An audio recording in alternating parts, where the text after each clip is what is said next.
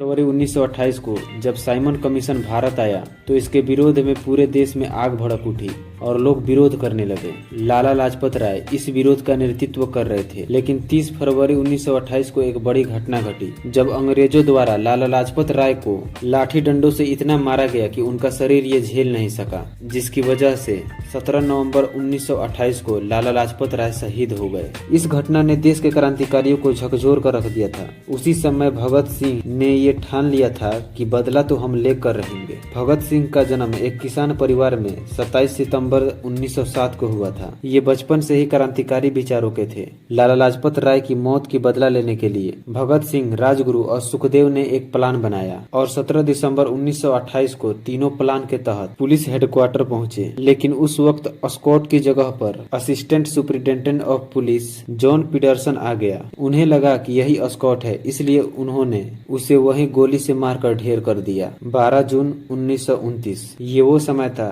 जब अंग्रेज अपनी असेंबली में मीटिंग कर रहे थे। उसी वक्त भगत सिंह ने उस असेंबली में बम ब्लास्ट कर दिया और बम फेंकने के बाद भगत सिंह और उनके टीम ने पर्चे उछाल दिए थे जिस पर लिखा था, बहरों को सुनने के लिए जोरदार धमाके की जरूरत होती है।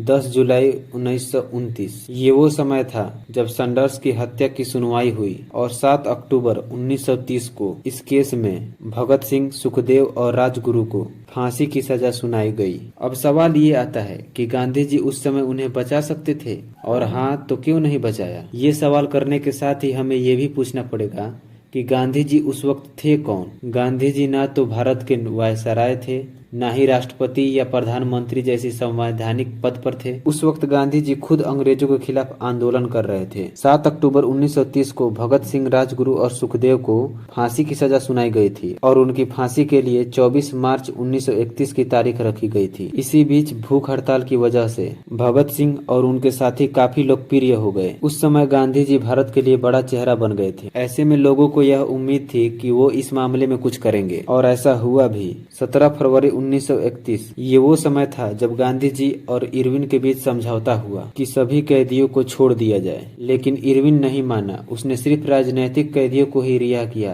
न कि आपराधिक कैदियों को। अंग्रेज फांसी देकर ये बताना चाहते थे कि कोई भी इंग्लिश अफसर की हत्या कर बच नहीं सकता। उसके बाद गांधी जी भगत सिंह की फांसी को रोकने के लिए कानूनी तरीके भी तलाशने लगे। उन्होंने कई पत्र भी भेजा, लेकिन इरविन पर इसका कोई प्रभाव नहीं पड़ा। और समस्या ये भी थी कि खुद क्रांतिकारी भी अपने फांसी का विरोध नहीं कर रहे थे। और 23 मार्च 1931 में भगत सिंह, सुखदेव थापर, शिवराम राजगुरु को फांसी की सजा दे दी गई। सुभाष चंद्र बोस ने इंडियन स्ट्रगल में बहुत साफ शब्दों में लिखा है कि गांधी जी ने अपनी ओर से जितना प्रयास भगत सिंह को बचाने में कर सकते थे उन्होंने किया, लेकिन फैक्ट ये है कि वो बचा नहीं सके। हमारे देश को आजाद कराने के लिए कई वीर क्रांतिकारियों ने अपनी कुर्बानी दे दी, जिसे भुलाया नहीं जा सकता। और आप किस क्रांतिकारी के बारे में जानना चाहते हैं नीचे कमेंट करें, और भगत सिंह जैसे वीर शहीद के लिए कमेंट में जय हिंद जरूर लिखें। वीडियो अच्छी लगी हो तो चैनल को सब्सक्राइब करें और लाइक करें।